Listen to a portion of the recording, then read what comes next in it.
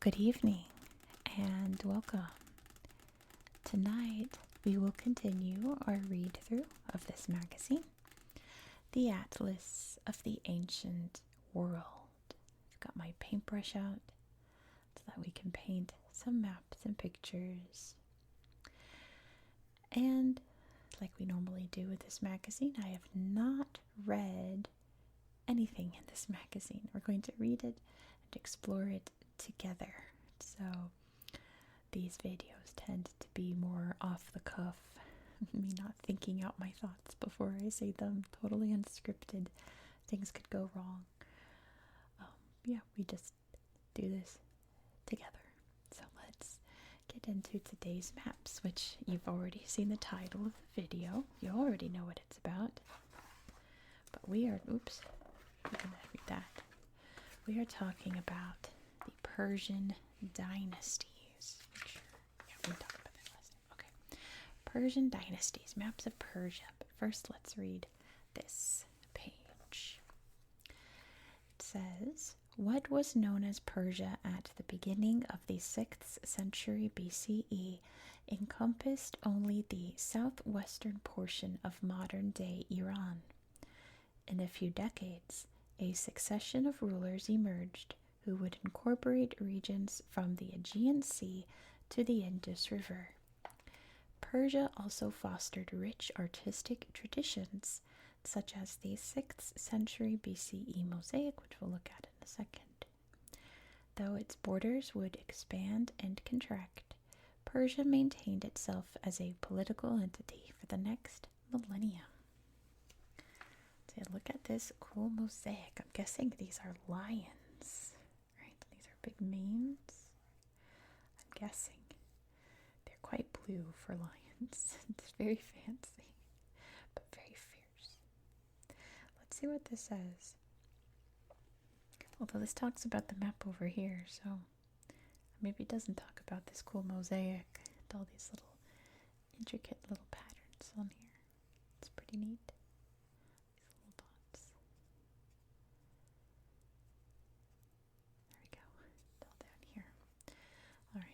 Yeah, this caption down here talks about the map, so let's read about it. It says, changing hands. Following Alexander the Great's death in 323 BCE, his top generals carved up his empire. Persia was claimed by Seleucus, who married into a Persian family and founded a dynasty. In the 1st century BCE, provincial Parthians broke free and ruled the empire in their own right, seizing territory from the Seleucid Empire.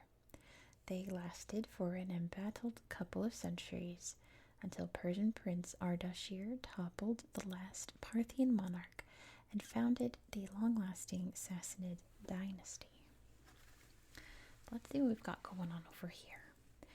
So all this like tannish color is the empire of, I'm guessing Seleucus, because that's the Seleucid dynasty, but maybe it's Seleucus. In 301 BCE, so all this, it's quite a lot, belonged to him. It's all in frame. There we go. Make sure you can see all of it, all the way down. It's massive. So, I think if we put it this way, you'll get a better idea, because then here's the Black Sea, the Caspian Sea, Persian Gulf, Arabian Sea, there's the Mediterranean. So it says here, Antioch was the Seleucid capital, founded in 300 BCE. You can see Tyre, Sidon, Damascus. Oh my goodness. It's hard to read sideways though. There's Palmyra, all of Mesopotamia, Seleucia, the first capital near Babylon. Ctesiphon, the Parthian and Sasanian capital there. Appears Nineveh. Susa, Persepolis over there, all the way down there's Kandahar, there's Kabul, crazy. Cyropolis, Merv, all kinds of, there along the Indus River. I'm sorry, I'm just staring at the map because I haven't read it yet. Very cool. I want to know what all these other lines mean, though. All right, the green ones are the Parthian Empire between 53 BCE and 224 CE. So all the green, so that's along here, cutting off there, along the Caspian, the Alborz Mountains, past Armenia, and back over here. What's this? Karhay, I think it says, right there. Okay, and then the purple is the Sasanian Empire from 224 CE to 651 CE. And now we've got along the Euphrates here, and then around, we've got all the way down to the Indus, it says. And then a bit farther past the Seleucids, right?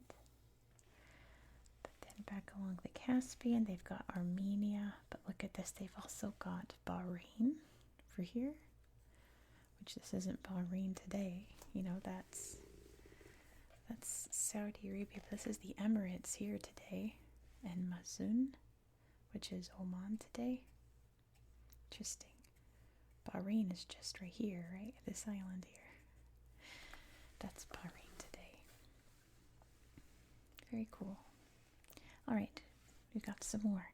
Battle between Parthians and Romans are green explosions. So we've got right here, I guess that's Karhay, 53 BCE. Any other green explosions? Sorry, I just bumped the mic. I don't see any. But there's a red one. Battle between Sasanians and Romans. It's right here. Persepolis in 244 CE. Barbalissus 253 CE, Edessa 259 CE. Sorry, I'm like leaning away from the mic to read the map closer. I'll bring the mic in, even though I'll probably bump it again. And then the yellow were battles between Sasanians and Arabs. So here is Dekar, I think that is 609 CE, Al-Qadisiyah 656 CE. Which I'm pretty sure I covered that in a video about Al-Qadisiyah, that big battle. Yeah, pretty sure I did in one of my Iraq videos. There's another one. Jalula, 637 CE. All these battles centered over here in Mesopotamia. Don't see any anywhere else. There's a little timeline down here. Let's see. We've got 2400 BCE to 539 BCE, the Elamites. Elamites joined the Persian Empire in 539 BCE when Cyrus the Great takes their capital, Susa. The Achaemenids, circa 559 BCE to 330 BCE. Their realm, the First Persian Empire, expands to become the largest empire the world had seen, and they rule until circa 330 BCE, Alexander and the Seleucids, who rule until 129 BCE. Let me read to this side.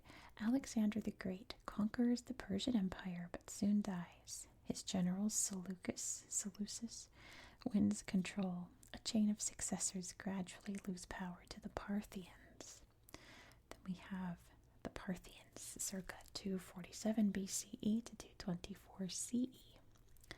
Tribal warriors from northeast Persia, the Parthians create what is often called the Second Persian Empire and challenge Rome.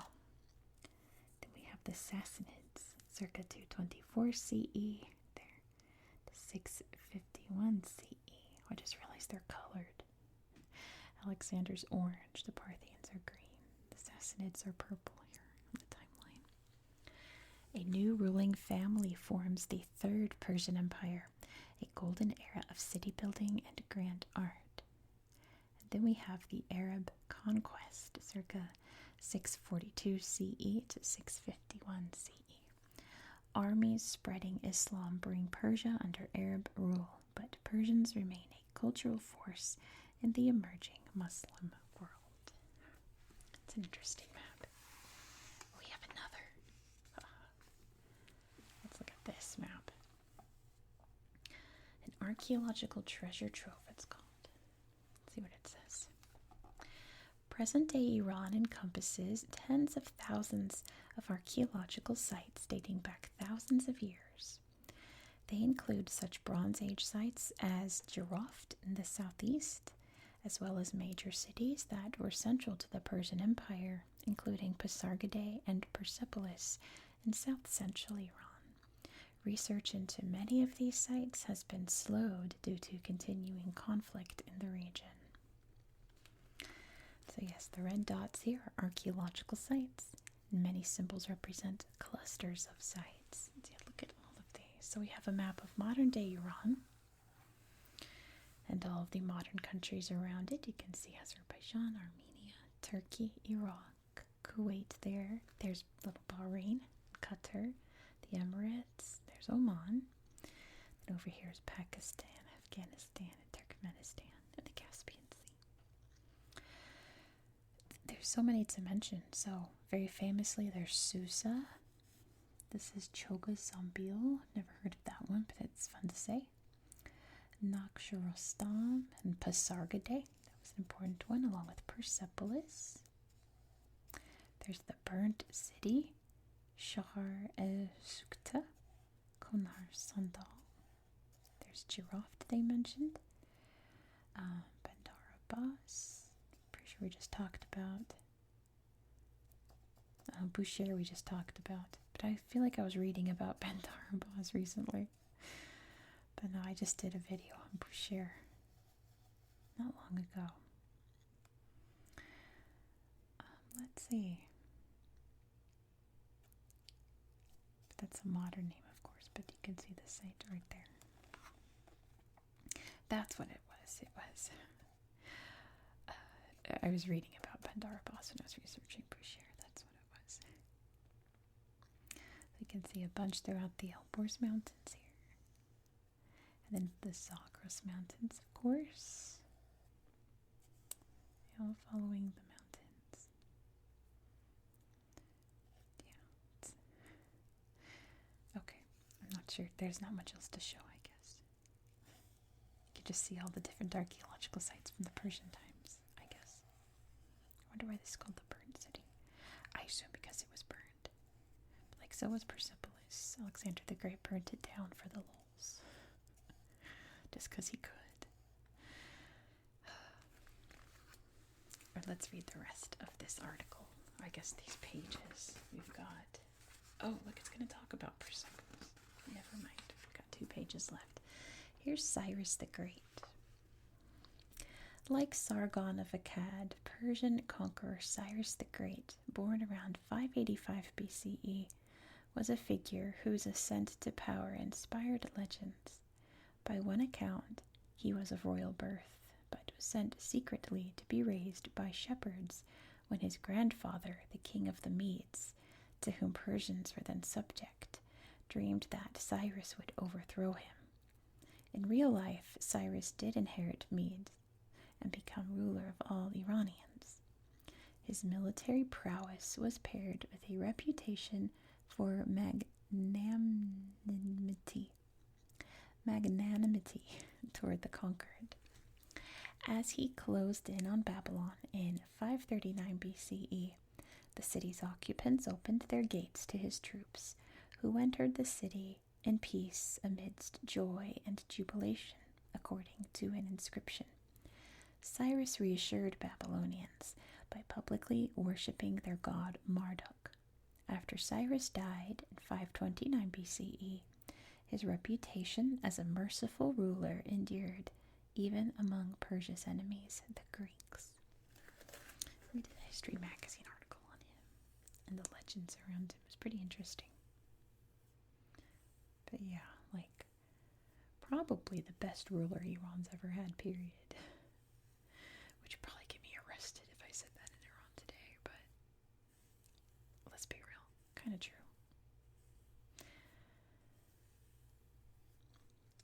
Great beard also. And long nose. You can tell this is Greek art, huh? Because he's got like very Greek features. But maybe he had very Greek features, I don't know. And then here's Persepolis. It's probably going to talk about how Alexander burned it down. I just was flexing on all of my Persepolis knowledge. It's going to talk about it here. Well, let's see. I don't know what it says. Let's read it. The magnificent palace complex of Persepolis. The remains of its doorways are shown at the left. Located near present-day Shiraz, Iran, was inaugurated by Darius around 518 BCE, completed a century later, and pillaged by the conquering army of Alexander the Great in 330 BCE. According to Greek author Plutarch, Alexander needed 5,000 mules and 20,000 camels to make off with the loot from the city. Systematic excavations of Persepolis began around 1931.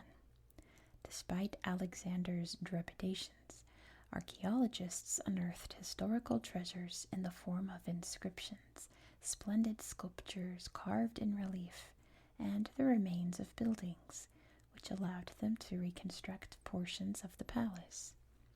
Perhaps most famous are its grand stairways, such as the steps of the Tripylon, where reliefs depict a convivial parade of visiting nobles. An inscription from Darius reads, "I built it secure and beautiful and adequate, just as I was intending to." Here's this beautiful, very famous stairway, which has all of these carved figures on the sides, which are peoples from different parts of the empire in their dress, bringing their goods from each part of the land they come from. Really neat. Then we have the, what did it say? The doorway. Remains of its doorways to the palace here. You can see some carvings there on the sides. And some of the embellishments on the top. But that's all that's left. Really interesting site. I'd love to see it someday. Oops. But yeah, that's it for tonight. Interesting. I learned a lot on this map. I didn't realize how far all these other empires stretched. I knew the Achaemenid stretched out all the way to India. But not so much the others. That's interesting. So yeah, we're going to end it there tonight. Let's see what's next. Next chapter. Looks like we're talking about Egypt. Oh yeah, ancient Egypt. Let's go. Awesome. So thank you so much for watching. I know this was a quick one, but short and sweet, I think. These are fun videos. I like doing them. I hope you guys enjoy them. I hope that you found this video to be relaxing and educational. And I hope that you have a good